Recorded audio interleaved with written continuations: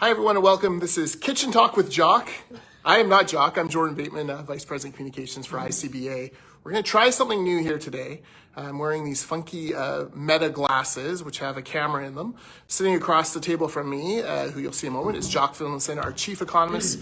We are going to attempt to do a live stream here, and I'm going to ask questions of Jock, things that I've been wondering about, that he's been writing about, and then I've been seeing in the news. So here we go.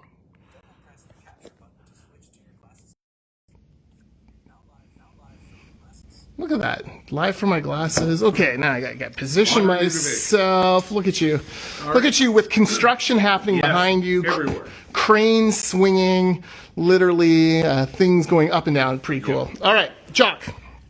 So news today, or news yesterday, the inflation rate came out for Canada for last month, 2.7%. This is, the economists were, it's funny because it's talking in my ear, Jock. It's like, it's weird. Anyways, 2.7% inflation rate. This is considered a big accomplishment and probably a sign interest rates can come down again. And yet last month was only 2.9%. And to the casual guy like me, I'm like, what really is the difference between 2.9 and 2.7? Why is one such a positive indicator when last month was a little bit of a worrisome one? Well, it's a great question. There's more to these inflation numbers than meets the eye at first glance. So just back up for a sec. Go back to before COVID. We in Canada, we had almost 3 decades of low stable inflation around 2%. Okay. We moved a little bit from year to year. That's the annual average. So the Bank of Canada has explicitly targets a central sort of inflation rate of 2%, and they hit that consistently year after year after year. And so people got used to low stable inflation of 2%. Then COVID arrived. Inflation actually cratered in 2020. Right. But then it began to move up. In 2021, it was almost 4% as an annual average. 2022, almost 7%. Right. Not just here, but we saw the same phenomenon in the US and in Europe and some other countries. So central banks got very nervous. They began to panic. People said, my goodness, inflation's running out of control. So we had this big run up in interest rates that we've all endured over 2022 and 23. So that's the kind of backdrop. Right. So we were almost at 7% at the peak. It's come all the way down in bumps and grinds, but fairly steadily in the past year or so, down to the 2.7% that you're referencing for June. Now that's a year-over-year measure, right? The total consumer price index, and includes all kinds of different components. But the trend has been toward softening inflation, disinflation we call it, on the way back to 2%. That's the goal. The difference between the month before and this month is simply that the momentum is pointing toward softer inflation. Right. It's really that momentum. Okay, I gotcha. The actual number doesn't matter that much. The other thing to note is it's a year-over-year measure. So it's comparing inflation, the overall inflation rate last month compared to 12 months before that. Okay. And if you actually look at shorter-term measures, like the month-to-month difference or the 3-month-to-3-month difference, inflation's actually fallen even more. So we're actually pretty close, I think, to hitting the 2% target that the central bank has been aiming at, which sets the stage for lower interest rates and hopefully some revival in the Canadian economy, which has really been flatlining. Right, right. So I think it was 25 basis point cut the last time, base point by the bank. By the bank, and then maybe another 25 next week. Yeah, I think the inflation report increases the likelihood that we'll see the bank move again. Yeah. It's a bit unusual to cut rates 2 months in a row, but we're in sort of unusual times. Yeah. So it was unusual to raise them by 400 basis points over. A lot of people, a lot of consumers and businesses will welcome lower rates. Now, the bank itself, the Bank Canada, only controls its own short-term policy rate. It doesn't directly control prime lending rates, credit card interest rates, mortgage rates, bond yields. These are determined in the market, right? For the most part. So we wouldn't necessarily expect to see a one-for-one move in 5-year mortgage rates, prime lending rates, or credit card rates, just because the bank cuts its policy rate by 25 basis points. But if they signal that they're going to keep easing, say over the next year, that will help to shift the expectations in the market. and will take some of the pressure off rates, which we need. For sure. For sure. I mean, for folks, I mean, the tower being built behind you is a 23-story tower. There was going to be some residential. That's gone. It was going to be all office. Now they've applied to change 10 floors of it into a hotel. Yeah. Clearly, builders are fumbling around for a business model that works in the... Everything that's built, whether it's a new home that you construct, or a tower, or a hotel, or an office complex, industrial park, is built with borrowed money. Yeah. Yes, there's equity. Yeah. Typically, but most of it is credit. So the cost of money in the macroeconomy is a huge variable that affects a lot of people directly and a lot more of us indirectly. So it's the run up in interest rates that we saw and the U.S. saw in 2022-23 was the steepest increase, sort of the steepest rising curve in my career. So it's a fairly major development. Now, inflation was at real risk of spinning out of control, I think. So I'm not being critical of central banks, but we have a lot of debt as well. Yes. And here in BC, just to throw... No, Are you talking about you and me have a lot of debt? Well, I mean, I do, but... I don't actually have debt. I'm a net creditor. But, so actually, the high rates for me have been... Someday I'll get there, Jock. Someday I'll get there. Yeah. Old guys. Yeah. But BC household debt is 200% disposable income. Yeah. In Canada, it's about 175. It's largely driven by housing, I imagine. Mortgages. Yes. Yeah. Household debt is, would be 3/4 would be mortgage debt. The rest would be auto loans, credit card debt, lines of credit, etc. But it's a big number. So people are very, very leveraged to the cost of money. At least those who are relying on credit to buy stuff and just to run their businesses, etc. So I think we'll get a material lift to the economy as we kind of move into next year, if interest rates keep coming down. It won't happen right away, but there's still a long way to go down. As long as we don't get any inflation surprises, and this disinflation cycle, which has been going on for 18 months, there have been some bumps along the way. Yeah. We've had some surprising kind of surges because the labor markets remain tight. Food prices, there's been a lot of sort of structural pressure there, and the U.S. is behind us. Canada's further along in the disinflation process. They're on the same path. But they've been slower, and their inflation has been more stubborn and sticky.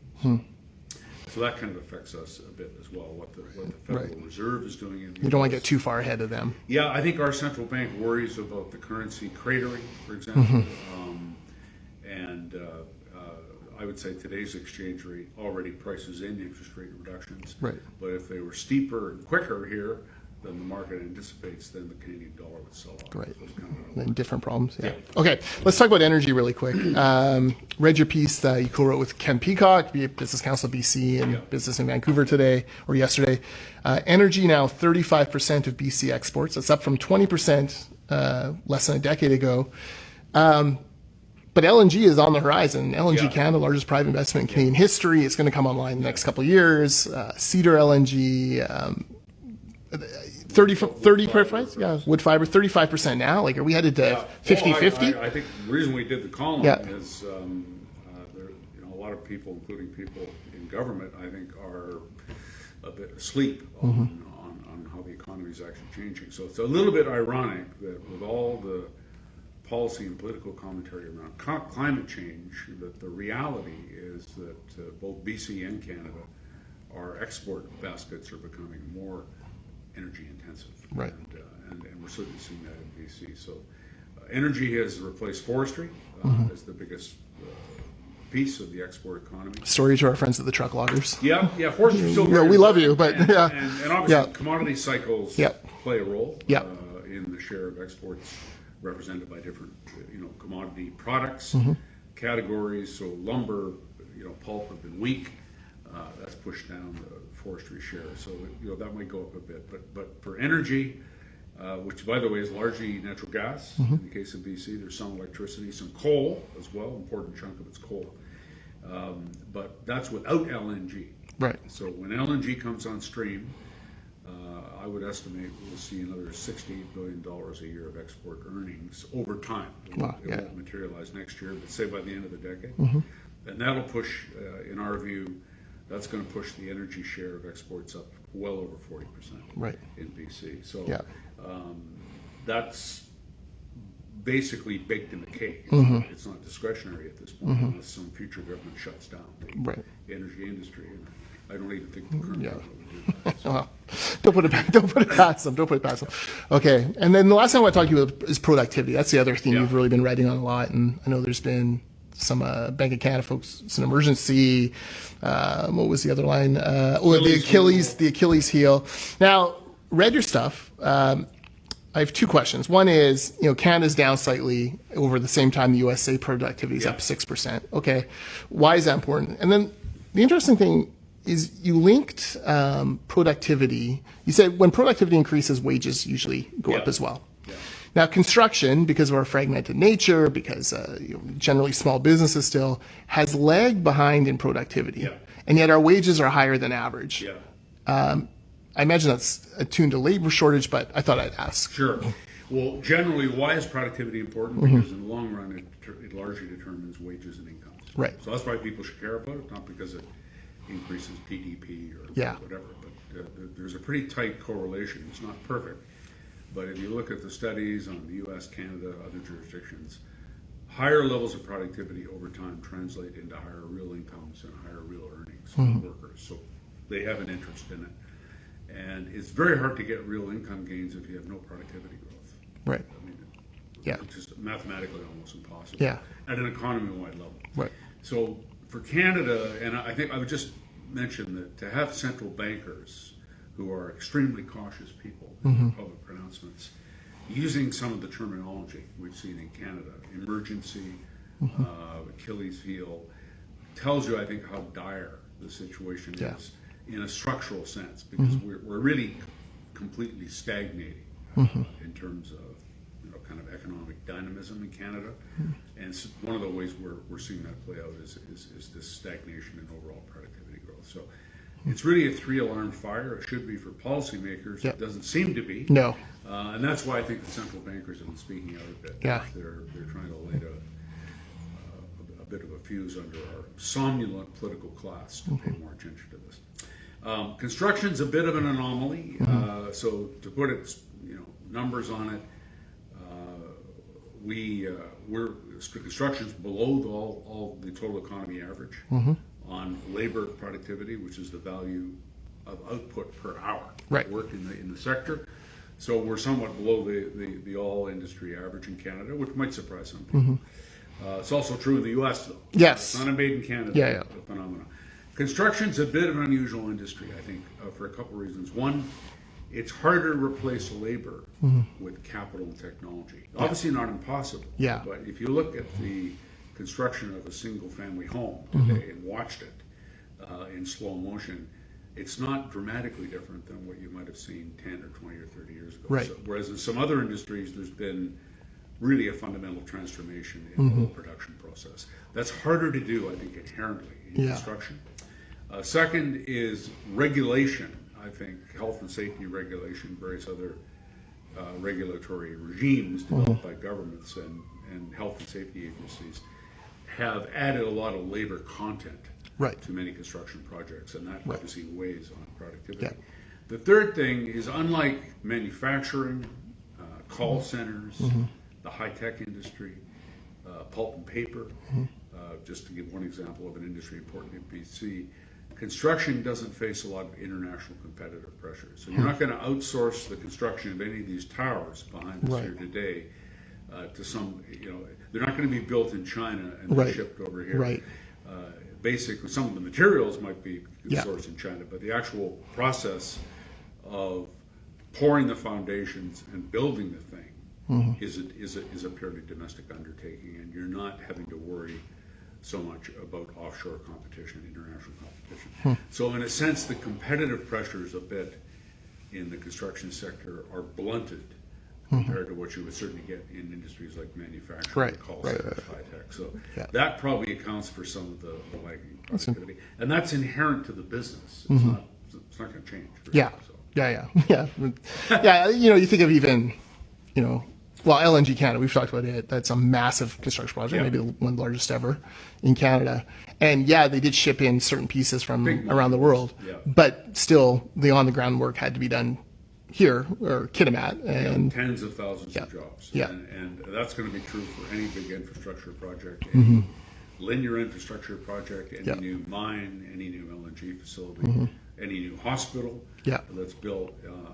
You're sourcing it with domestic labor, Mm-hmm. local suppliers. Now the materials and inputs, some of those Sure. might be sourced locally, some might be sourced outside Mm-hmm. the market. But there's a lot of domestic content, and you're not competing against. Take the EV industry. As a counter. Yes. That's what we're talking about. So in the EV industry, the highly subsidized EV industry. highly footloose, highly subsidized, gaming governments every single day. Enormous concern about the motor of Chinese competition in the EV sector. They can dominate the whole world. They do have the fastest growing and most efficient industry. And so you're seeing President Biden put 100% tariffs on EVs from China. Despite their climate goals. Canada considering doing the same because so that is not the kind of dynamic that would play out in the construction industry. The viability of construction here doesn't depend on the extent to which we can survive offshore competition. So it's more like a domestic service industry. The restaurant industry, which is going through tough times for various reasons, their problem is not competition from offshore suppliers. It's the high cost of labor, the high cost of space, insurance, fuel, food itself, and the fact it's hyper competitive. There's so many suppliers. So construction is more like that than it is like an industry that could be literally driven out of business by external competition. Okay, my last question about productivity. And maybe this is because I watched the RNC Republican National Convention last night, but immigration, how does that fit into this productivity issue, especially because one of the measures of this is GDP per capita. And so when we add 1 million folks, I imagine Canada, we've had such rapid population growth. We're growing 3 to 8 times faster than other advanced industrial economies, which itself is kind of eye-catching. Shocking. And all of that's driven by international migration, temporary as well as permanent. And we've been very successful, I think, in Canada in our history of welcoming large numbers of newcomers to the country over extended periods of time, and they get integrated into the society and the workforce, and their children tend to do quite well in terms of educational credentials. It's a really good news story. I mean, it's been an area where Canada has punched above our weight, I think, in performance for a long time. So we've been an immigrant-friendly country, and we've actually made it work, I think, to our advantage. That's under some stress, I think, right now, because the sheer magnitudes of people who've been arriving, I think, have been unprecedented, but also surprising to people. There wasn't a lot of planning. I don't recall that the Trudeau government did any planning or preparation for the enormous surge in newcomers over the past 2 years. They really download the problem onto local and provincial governments, and indeed, as they tend to do. And the premiers just, at their meeting in the last couple of days, have kind of flagged this as an issue. So the number of newcomers, is unsustainable. So we are going to see that come back. In the near term, that puts pressure not so much on productivity, but just on income per person. Because you're adding more people to the population, or you're adding people to the population more quickly than you're growing the pie. And that'll sort out, I think, over time, but it's been going on for a couple of years. Productivity is a little bit different. So if you ask, what does the evidence show about the impact of immigration on productivity? It's actually, there's no real pattern. Oh, interesting. In Canada. It's not negative necessarily, but it's hard to identify that immigration has contributed to stronger productivity growth in the country. Now, individual companies and particular circumstances can vary, but just as a broad aggregate. So the reason to have immigration, if you want to have the kind of policy we've adopted in Canada, is not that it's going to make you more productive. I think it's more that it's going to increase the size of your market. It will create some economic growth. The growth has to be divided up among more people, but it it injects a certain dynamism into the economy. If you go somewhere like Japan or Italy, where the population is contracting, both very nice places, but they aren't exactly vigorous, dynamic kind of economies, whereas Canada, the U.S. were a bit more dynamic. So immigration, if you're pro-immigration, it's not primarily because it boosts productivity. That's what the evidence would show. There are other reasons why you might want it. All right. Jock, thanks. I feel 3% smarter, which is the average percentage. I feel smarter when I talk to you about that. You know, it's really good. Really good. Awesome. All right. Talk to you soon.